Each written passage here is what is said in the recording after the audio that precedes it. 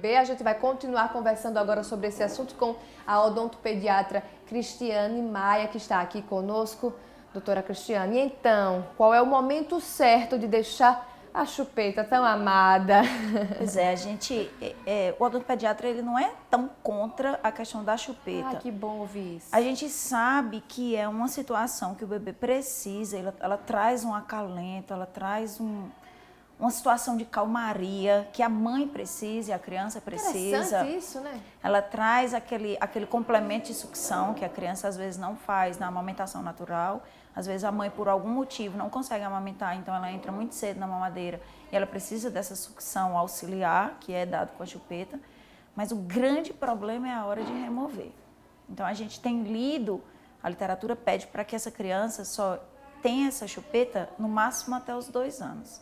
2 anos e meio já é o prazo que ela já tem que estar removida. E se essa chupeta não é a bem utilizada, que precisa ser uma chupeta ortodôntica, os males que ela vai causar não vão valer a pena para a criança no futuro. Ela causa uma série de problemas em cadeia, um problema gerando o outro, findando num tratamento ortodôntico mais complicado no futuro.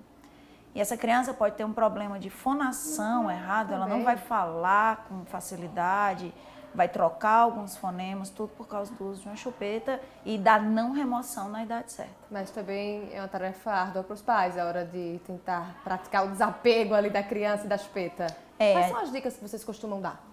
Pois é, a gente costuma dizer que a criança, a gente tem que fazer algum tipo de troca, ela tem que estar entendendo que aquela idade já passou, que a chupeta era para uma fase de quando ela era um pouco mais bebezinho, e uma vez removida, a gente não pode mais devolver. O que tem acontecido demais é que os pais fraquejam. Na primeira hora que a chupeta é removida, à noite, quando eles já começam a chorar pedindo, os pais devolvem. Então essa segunda tentativa de remoção vai ser sempre mais complicada. Porque se uma a criança vez já vai entender que se chorou, o pai vai dar. Se uma vez foi devolvido, pode ser devolvido a segunda, a terceira, e isso só vai piorar. Pode até causar um trauma na criança, essa remoção dessa chupeta.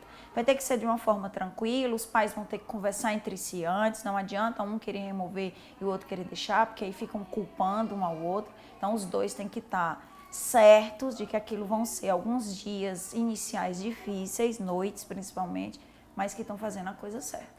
Pois é, então a gente falou aí da chupetinha, mas também tem a mamadeira. O bico da mamadeira é menos prejudicial? Não é que o bico seja menos prejudicial, que existe também o bico ortodôntico, é porque a criança não passa o dia com a mamadeira.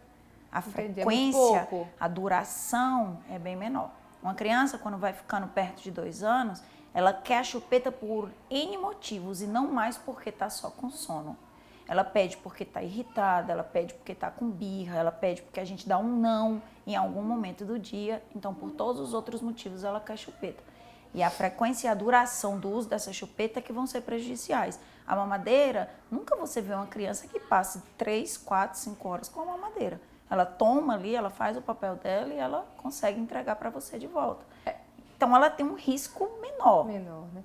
Seria interessante, por exemplo, a criança adormeceu, a mãe vai lá e tirar a chupeta da boca da criança? Seria interessante que ela só utilizasse para dormir, mas não é o que tem acontecido.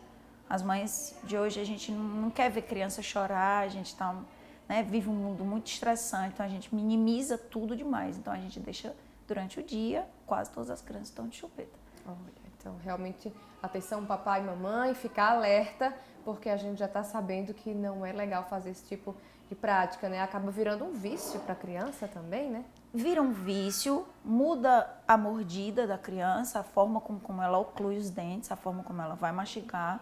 Ela não tem mais a postura da língua, porque para a gente articular alguns fonemas a gente precisa tocar a língua exatamente atrás dos dentes. Se esses dentes estiverem desviados de posição, a língua fica perdida. Então ela passa a interpor a língua entre os dentes para conseguir deglutir. Aí ela passa a noite a respirar com a boca aberta, porque os dentes não ocluem mais da forma certa. Então vira problemas em cadeia. Pois é, doutora, vamos voltar só um pouquinho mais lá no início, lá no 3º, 4º, 5º mês de vida do bebê, quando aparecem aí os primeiros incômodos. Nossa, esses incômodos perturbam tanto a criança quanto os pais também, que ficam extremamente abalados. A criança coçando a gengiva, é a criança às vezes com diarreia, com às vezes outros sintomas, até febre, né, surgem. Doutora, como que se deve cuidar dessa criança quando os primeiros dentes estão nascendo, a boquinha dele, a gengiva dele começa a ser rasgada? Pois é, na verdade, a odontopediatria, ela não culpa esses outros fatores completamente a erupção dentária. A questão da diarreia, a questão da febre, a gente não culpa a erupção dentária. Já nos consultórios pediátricos, sim. O desconforto se dá porque vai haver uma erupção ali, então pode haver realmente um desconforto muito, deve coçar muito, por isso que a criança fica irritada. Nisso o odontopediatra acredita. Então a gente, para minimizar isso, a gente tem pedido para que seja usado mordedores, termogéis, aqueles que vão na geladeira e que a gente consiga passar, que faça massagem na boca dessa criança para ver se esse dente rompe mais fácil. Mas a questão da diarreia e da febre coincide com esse bebê que vai ser colocado no chão pela primeira vez também. É a fase que o bebê começa a engatinhar. Então, ele, quando é colocado no chão, ele vai se contaminar de uma forma que antes ele não era contaminado. Ele vivia no colo, vivia no braço. Então, as mãos vão ao chão e vão à boca. Então, a gente acredita mais que essa diarreia e essa febrinha, como a gente chama, uma febrícula, na verdade, seja mais por causa dessa contaminação. E porque o sistema imunológico dele está terminando de se formar. Então, assim, os sintomas que mais tem na odontopediatria é a salivação excessiva, porque está terminando a formação dessas glândulas salivares. E aí, por que surge tanta saliva? Exatamente porque é o término da formação das glândulas de saliva. Então, ele começa realmente a salivar mais. E a erupção dentária prevê essa salivação excessiva. Aí, esses sintomas, sim, como o da irritabilidade também e o de coceira por causa do desconforto. Mas os outros, não. A gente não associa. Essa salivação acontece mais nos primeiros dentes, por exemplo, os primeiros 4 dentes, e nos outros dentes, não, como é que fica? É mais só tranquilo? Na prévia da erupção dentária, que é exatamente quando finda o período de formação das glândulas. Por isso que tem essa salivação. Eles salivam muito mesmo. Então, o nascimento dos outros dentes da boca da criança já não é tão sofrido para ela quanto os primeiros da frente? Na verdade, existe, assim, muita queixa de quando os posteriores estão erupcionando, canino, molar, queixas de hematomas de erupção. A gente recebe muito no consultório, porque o hematoma de erupção ele é feio clinicamente, ele é vermelho, arroxeado, é o dente tentando romper. É muito comum. É o dente tentando romper e houve uma dificuldade ali na erupção e formou esse hematoma. Então, assim, muitos pais chegam no consultório com bebês com hematoma achando que é outra coisa, é uma lesão, sem saber nem do que se trata. Portanto, também é importante que os pais busquem um odontopediatra para começar a tratar desses problemas antes que eles cheguem, né? Evitar esses problemas. Do mesmo jeito que a gente vai nessas consultas médicas mensais, o odontopediatra devia ser consultado desde o aparecimento do primeiro dente. Porque é ele que vai dizer da orientação de limpar ou não limpar, creme dental fluoretado ou não fluoretado, usar um mordedor termogel ou fazer uma massagem, quais os dentes, sequência, se estão na sequência certa, se está na cronologia certa para a erupção. Quando existe essa modificação, o dente não nasce na cronologia esperada, pode trazer algum prejuízo para a criança? A gente tem mais preocupação com a sequência incorreta do que com a cronologia. A cronologia, a gente estima que de 6 a 8 meses, os primeiros dentinhos vão erupcionar. Mas isso pode antecipar ou pode atrasar. Os pais que, quando antecipam, os pais devem procurar? Devem procurar. O que é que pode acontecer?